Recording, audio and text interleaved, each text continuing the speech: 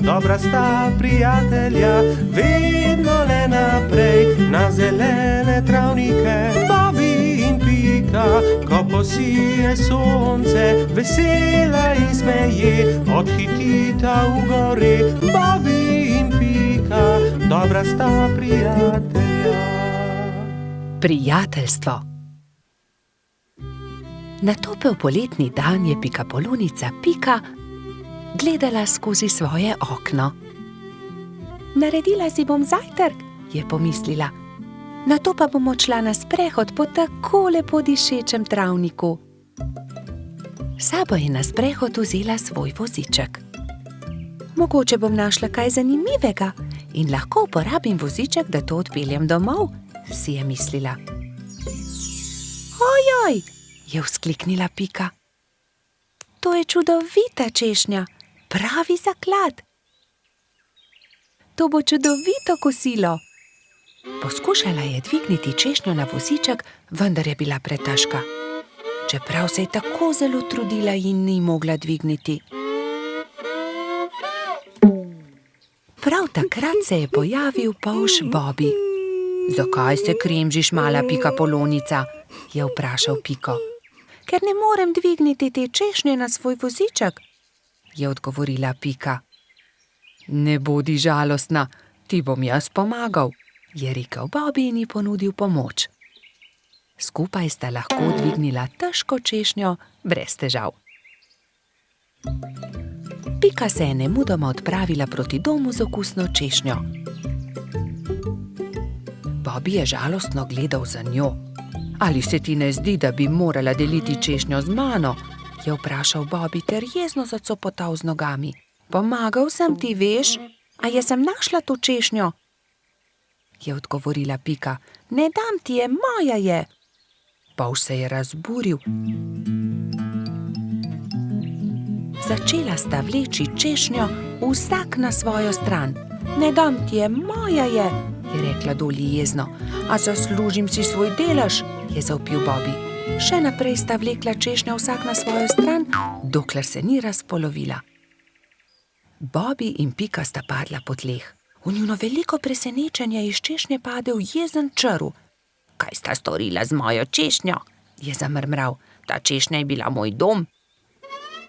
V redu, ne bodite tako prestrašena. Z veseljem vama pokažem, kje sem našel to češnjo.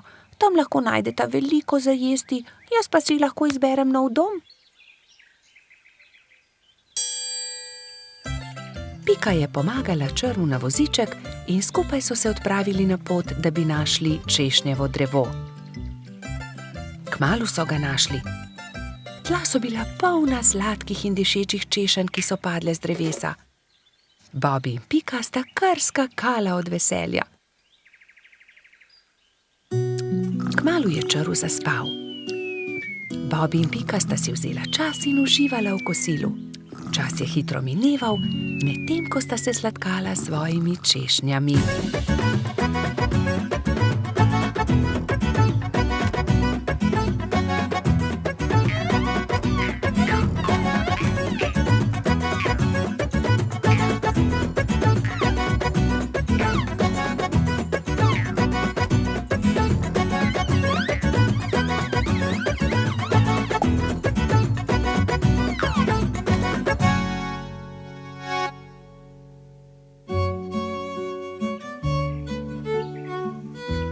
Bilo je že kar pozno, ko sta se odpravila domov. S seboj sta na vozičku vzela dve češnji, eno za Piko in eno za Bobbyja. Sonce je zahajalo, ko sta dosegla Bobbyjev dom. Z vozička sta vzela eno češnjo ter se poslovila. Bobby je dolgo mahal Piki skozi okno svoje hiške. Bobby je zelo hitro zaspal, saj je imel zanimiv dan. V svojih sanjah je poskakoval naokoli med češnjami s Piko in jedla sta češnje, dokler nista bila njuna trebuščka popolnoma polna. Pika je kmalu prišla domov. Od takrat sta Bobby in Pika neločljiva, dobra prijatelja. Bobby in Pika, dobra sta prijatelja. Medenjaki. Nastopil je december. Gozd je prekrila bela snežna odeja. Bibi in Pika sta posedala v Pikapoloničini hiški. Speciva medenjake? Je veselo predlagala Pika. Bibi in Pika sta se lotila dela. Hitro sta se vrtela po kuhinji, zagnetla sta testo in ga na tanko zvaljala. Pika je iz predala vzela modelčke za medenjake. Modelčke sta vtisnila v testo in začela peči medenjake. Ko so medenjaki lepo porjaveli, jih je Pika vzela iz pečice, jih predala v skledo in jih odnesla pred hišo. Hitro se bodo ohladili na mrazu, je rekla Bibiju. Takrat je hišo preletela neka sraka. Zadišale so ji vonjave in tako je opazila medenjake. S kljunom je zgrabila skledo in hitro odletela z njimi. Ko je Pika prišla ven, da bi odnesla sladico, ni nikjer našla sklede. Joj, nekdo je vzel medenjake! Je brezupno kričala. Ampak kdo bi odnesel skledo? Se je spraševal Bibi. Bibi in Pika sta šla v gozd. Kmalu so srečali Mijo sneženega hrošča. Draga Mija, nekdo je vzel mojo rumeno skledo, polno medenjakov. Nisi videla, kdo je bil? Je vprašala Pika. No ja, videla sem. Sraka jo je odnesla, tja je odletela, je odgovorila Mija. In sta šla naprej. Zdaj sta srečala črva. Dragi črv, sraka je odnesla mojo rumeno skledo, polno medenjakov. Nisi videl, kam je letela? Je vprašala Pika. Kmalu sta zagledala Mehurčka in Edija, ki sta delala sneženega moža. Nista videla srake? Odnesla je mojo rumeno skledo, polno medenjakov, je tarnala Pika. No ja, videli smo jo, proti potoku je letela, je odgovoril koloradski hrošč. Poglej, Pika, drobtine, sraka je letela sem, je naenkrat zakričal Bibi. Slediva drobtinam in bova našla sračje gnezdo, je predlagala Pikapolonica. In tako se je tudi zgodilo. Drobtine so ju pripeljale do sračjega gnezda. Vonj medenjakov je že obkrožil veliko drevo. Bibi in Pika sta splezala na drevo in potrkala pri sraki. Si ti odnesla mojo rumeno skledo, polno medenjakov? Je vprašala Pika, ko je sraka odprla vrata.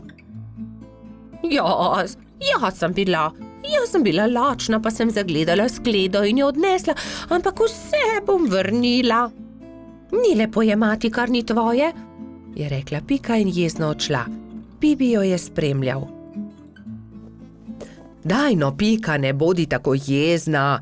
Že res, da je sraka odnesla skledo, ampak jo je tudi vrnila. Zagotovo se bo tudi opravičila, je rekel polžek.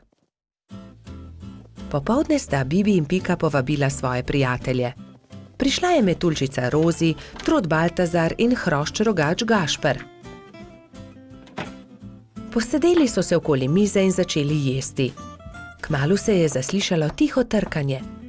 Pikapolonica je odprla vrata, sraka je sramežljivo stala pred hišo in med krili stiskala ogromno steklenico.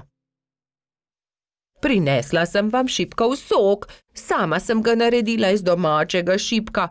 Prosim, vzemite to in ne jezite se, ker sem vam vzela vaše medenjake, je rekla sraka. Draga sraka, bi hotela z nami jesti? Tudi zate bo prostor pri mizi. Sraka se je zelo razveselila, vstopila je in kmalu so že vsi skupaj sedeli pri mizi. Jedli so medenjake, pili šipkov sok, se pogovarjali in se smejali do poznega večera. Bobi in Pika, dobra sta prijatelja. Slabe sanje. Nekega viharnega večera se je polž Bobi spravljal v posteljo. Umil si je zobe in smuknil pod odejo. Slišal je, kot da je nekdo potrkal na vrata. Morda je le veter, je pomislil in ni mu bilo mar. Vendar je čez nekaj minut znova slišal trkanje. Kaj je to? Nataknil si je copate in odprl vrata, vendar ni videl nikogar. Gotovo si le domišljam, je dejal in znova smuknil v posteljo. Ampak nekdo je spet potrkal. Kdo je? Je Bobby prestrašen skočil iz postelje, odprl je vrata in pogledal naokrog. Čaru, pridi notri, tako majhen si, da te nisem niti opazil, kaj se je zgodilo. Slabo sem sanjal, lahko ostanem pri tebi, je rekel Čaru. Seveda lahko ostaneš tukaj. Bobby je iz papirnate škatle naredil majhno posteljico za Črva. Izvoli, to bo tvoja postelja. In s čim se bom pokril? Pokrivalo, moja kapa bo ravno pravšnja. Takšna je kot prava spalna vreča. Dobro, Čaru, zdaj pa že zaspiva, zaspan sem.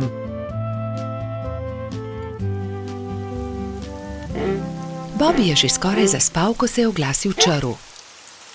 Bobby, lahko prižgeva svetilko, bojim se v temi. Saj ni tema, luna sveti, ni se ti treba bati ničesar, spiva, je zamrmral Pavš. Pa je tema, se je repenčil Čaru. Ni teme. Pa je tema. Dobro, razgrnil bom zavese, da boš videl luno. Svetijo tudi zvezde. Zaspiva končno, se je jezil Bobby. Pavš je povlekel nase pokrivalo in takoj zaspal.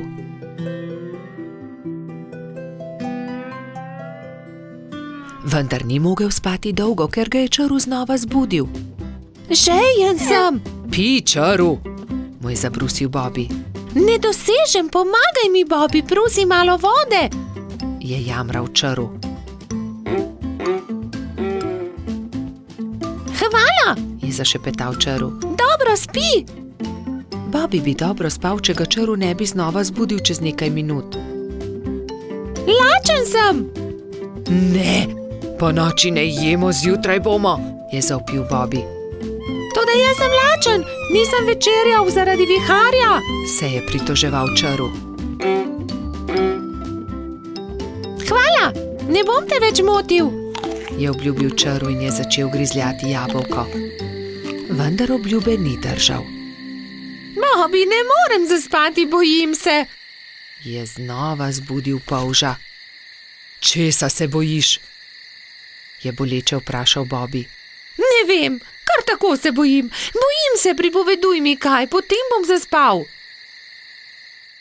Dobro, naj bo, pripovedoval ti bom, saj je že tako ali tako minila moja zaspanost. Bobby je začel pripovedovati Črvu. Povedal mu je, kako je veter odpihal papirnatega zmaja, kje so našli gobin klobuk, kako je doktor Sova pozdravil netje ušesa in kaj je Stonoga dobila za božič. Vendar Čaru ni slišal niti polovice. Pripoved ga je zazibala v globok spanec. Končno je lahko spal tudi Bobby.